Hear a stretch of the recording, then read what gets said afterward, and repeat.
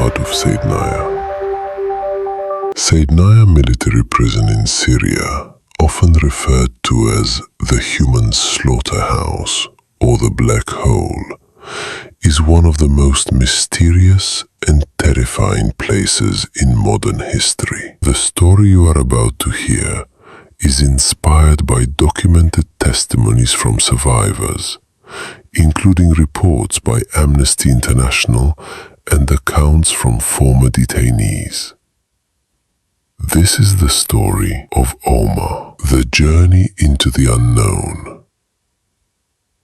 Omar was an ordinary university student from Damascus. One day he was arrested, perhaps because of a false report filed against him, perhaps because he had joined a peaceful protest. Like many others, he was taken through the familiar maze of security branches and interrogation rooms. He believed that this was the worst part. He was wrong. The real nightmare began when he was forced into a sealed transport truck, known among prisoners as the meat truck. The vehicle climbed toward the Kalamoon Mountains, where Saydnaya Prison stood hidden among the rocks, a place from which many never returned. When the truck doors finally opened, the prisoners were welcomed with what guards called the reception. It was not a greeting.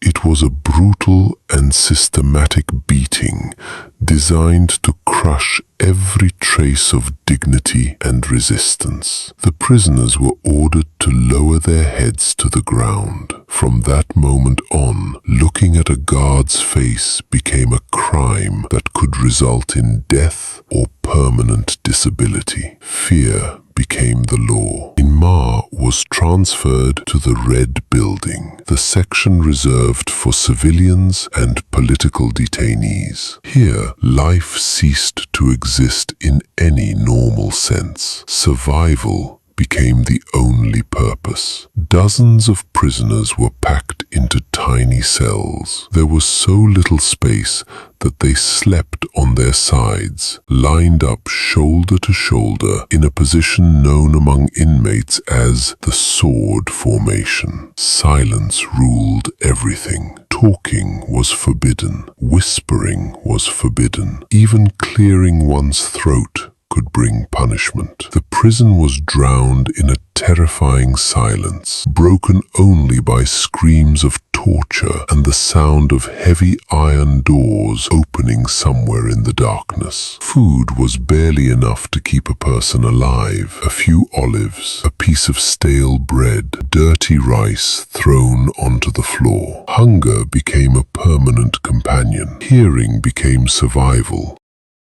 Because prisoners spent their days blindfolded or staring at the ground, hearing became Omar's only connection to the world around him. He learned to recognize officers by the sound of their military boots. He could tell who was approaching long before they arrived. At night, he learned to fear another sound, the opening of the heavy blue door. The sound often meant that prisoners were being taken away. Many would never return. Some were being led toward the gallows hidden beneath the prison. In Saydnaya, even a door opening could mean death. Yet even in this darkness, humanity survived. Prisoners developed secret ways to communicate. A touch, a coded movement, a whispered word during the 1 minute they were allowed to use the bathroom. Omar met a doctor who tried to treat wounds with almost nothing. He met an elderly man who encouraged others with quiet words of hope.